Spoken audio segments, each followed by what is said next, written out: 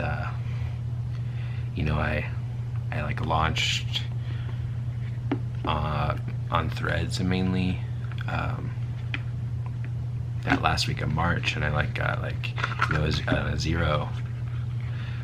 account,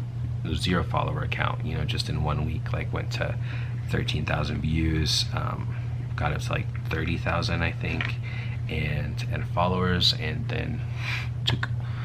you know, didn't capitalize on any of that and went on to the next thing. And I think that's where, you know,